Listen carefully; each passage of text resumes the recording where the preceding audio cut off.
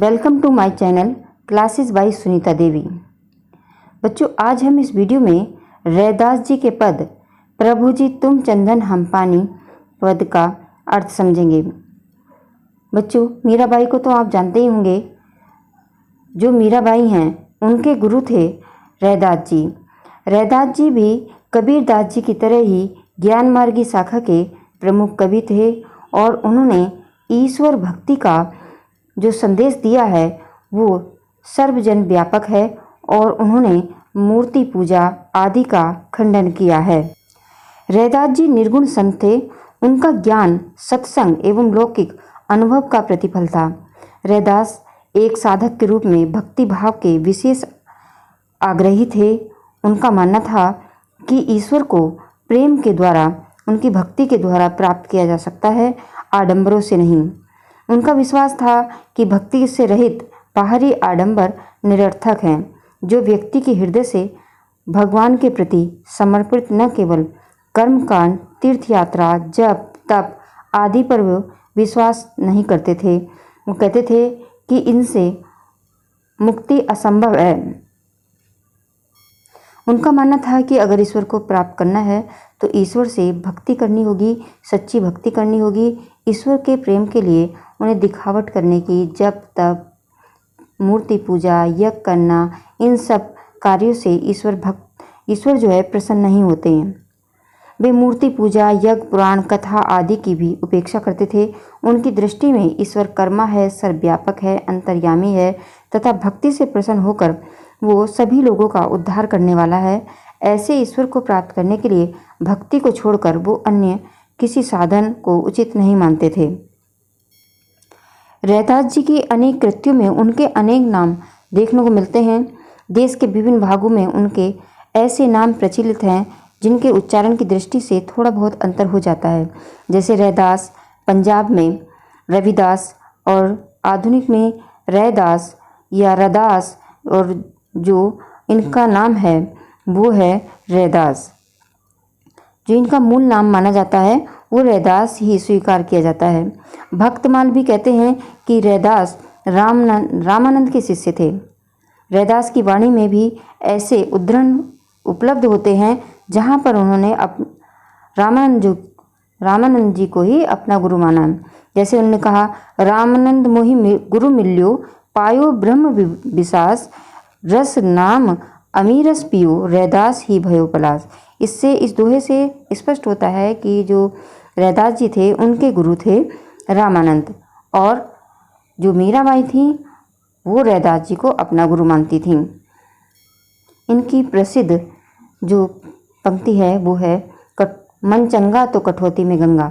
ये मानते थे कि अगर मन पवित्र है तो ईश्वर की प्राप्ति हो सकती है।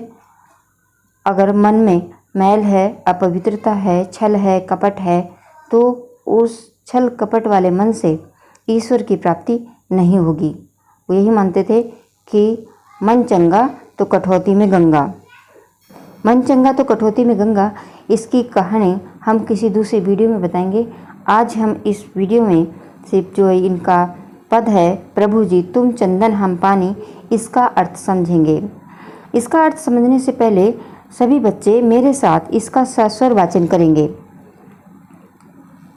प्रभु जी तुम चंदन हम पानी, जाकी अंग अंग बास समानी।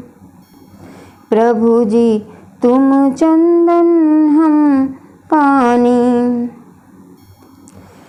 प्रभु जी तुम घन बन हम मोरा, जैसे चितवत चंद चकोरा।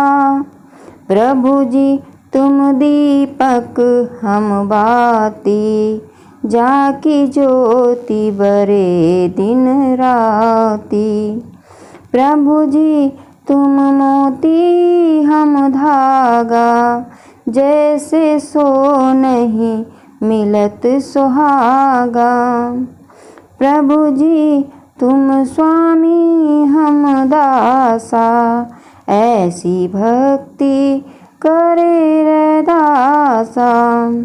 प्रभु जी तुम चंदन हम पानी, जाकी अंग अंग बास समानी। प्रभु जी तुम चंदन हम पानी। शाबाश बच्चों।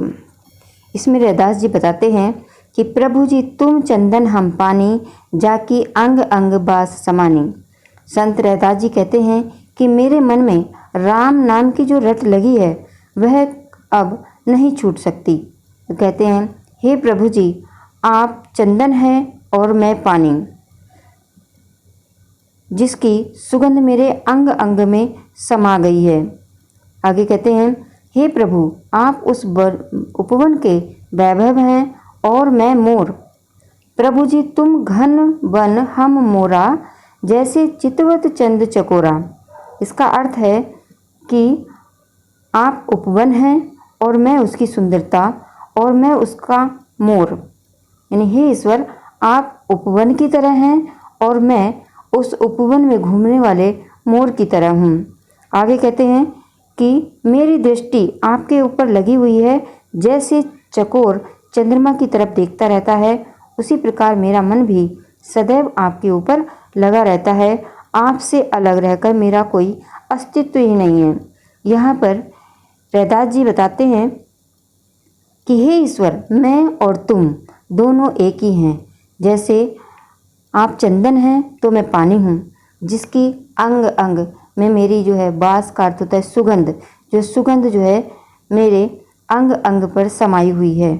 और आगे कहते हैं हे ईश्वर अगर आप उपवन हो तो मैं मोर हूँ, मोरा का अर्थ है मोर, और मेरी दृष्टि सदैव आपके ऊपर लगी रहती है। जैसे किस प्रकार लगी रहती है, जैसे चकोर की चंद्रमा की तरफ लगी रहती है। चकोर एक पक्षी होता है, वो चंद्रमा को बहुत अधिक पसंद करता है और दिन रात उसी को पकड़ने की, उसके पास जाने की आशा रखता है और हर समय उसकी गर्दन ऊपर को रहती है, चंद्रमा को वो देखता रहता है। तो यहाँ पर रैदास जी ने भी उस चकोर पक्षी का उदाहरण दिया है कि मेरी भी दृष्टि हे ईश्वर आपकी ही तरफ चकोर पक्षी की तरफ लगी रहती है, चकोर पक्षी की तरह लगी रहती है। यहाँ पर रैदास जी यही समझा रहे हैं। दूसरी जो पंक्ति है, प्रभु जी तुम दीपक हम बाती, जाकी जोत बरे दिन राती। इसमें रैदास जी कहते हैं कि हे ईश्वर आप दीपक हैं, मैं उस दीपक की बाती हूँ जिसकी ज्योति दिन रात निरंतर जलती रहती है। आगे कहते हैं प्रभु जी तुम मोती हम धागा, जैसे सोने ही मिलत सुहागा। कहते हैं हे ईश्वर आप मोती हैं और मैं उस मोती में पिरोए जाने वाला धागा हूँ। इस प्रकार जैसे कैसे बताते हैं वो, जैसे सोने और सुहागे के मिलने पर होता है। हे ईश्वर मैं सदैव आपके निकट ही रहना चाहता हूँ। कहते हैं हे ईश्वर हम और तुम अलग नहीं हैं, अगर तुम दीपक हो तो मैं बाती हूँ और जिसकी ज्योति निरंतर जलती रहती है। और आगे कहते हैं कि अगर आप मोती हैं तो मैं उसमें पिरोया जाने वाला धागा हूँ। आगे कहते हैं कि जिस प्रकार सोने पर सुहागा होता है उसी प्रकार मेरी और आपकी स्थिति है, मैं सदा आपके ही निकट रहना चाहता हूँ। आगे है प्रभु जी तुम स्वामी हम दासा, ऐसी भक्ति करे रैदासा। आगे रैदास जी कहते हैं कि हे प्रभु जी आप स्वामी हैं और मैं आपका दास हूँ। रैदास के मन में ईश्वर के प्रति इसी तरह का भक्ति भाव रहा है। रैदास जी अपने को ईश्वर का दास समझ बैठे थे और वो ईश्वर को अपना दास ही समझते, अपने आप को ईश्वर का जो है दास समझते थे और ईश्वर को अपना स्वामी। ईश्वर के प्रति उनकी इतनी अनन्य भक्ति थी कि ईश्वर के प्रति इस प्रकार की भक्ति रखने वाले लोग इस संसार के माया मोह से मुक्त हो जाते हैं। वो इस तरह से ईश्वर में लीन रहते थे कि उन्हें हर समय ईश्वर का ही ध्यान रहता था। और ऐसे ही व्यक्ति होते हैं जो इस संसार की माया मोह से अलग रहते हैं, उन्हें इस संसार की माया मोह नहीं उलझा सकती।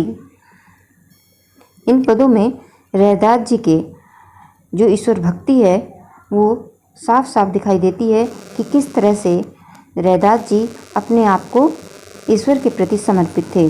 जैसे उन्होंने कहा है आप चंदन हैं और मैं पानी, जिसकी सुगंध मेरे अंग अंग में समा गई है।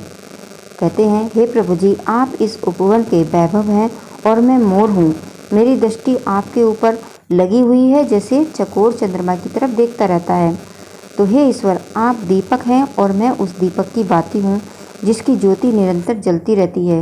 हे ईश्वर, आप मोती हैं, मैं उस मोती में पिरोए जाने वाला धागा हूँ।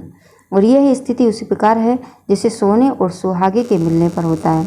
हे प्रभु जी, आप स्वामी हैं और मैं आपका दास हूँ। इस प्रकार रैदास जी के मन में ईश्वर के प्रति इस तरह का भाव है और ये बहुत ही भक्ति भाव से भरा हुआ है। इस प्रकार हमने इनके पद को अर्थ को जाना। अब इनके बारे में थोड़ा सा जान लेते हैं कि रैदास जी किस काल के कवि थे। तो रैदास जी भक्ति काल के कवि थे और जो रैदास की जो रचनाएं हैं उनका नाम है रैदास की वाणी। और इनके जो पिता का नाम मानकदास बताया जाता है और जो इनकी माता है, इनकी माता का नाम भगवती बताया जाता है। रैदास जी को कबीर के समकालीन बताया जाता है कि कबीर जब कबीर थे तभी रैदास भी थे। और जो इनकी इसमें लाइन आई है, चितवत चंद चकोरा, इसमें चितवत में चा है, चंद में चा है और चकोरा में चा है। तो इसमें कौन सा अलंकार हुआ? जहाँ पर एक वर्ण कई बार आता है, एक वर्ण की आवृत्ति कई बार होती है, तो वहाँ पर अनुप्रास अलंकार होता है। तो इसमें अनुप्रास अलंकार है, चितवत चंद चकोरा। और जो कुछ शब्द आए हैं, देखिए, राती आया है, सोनही आया है, मोती आया है। तो इसका अगर हम तत्सम रूप लिखेंगे, ये तद्भव रूप शब्द हैं, राती, सोनही, मोती। तो जो ये तत्सम है, राती का बनेगा रात्रि, सोनही का स्वर्ण और मोती का मुक्ता। तो आज हमने रैदास जी के पद और उनके विषय में जाना।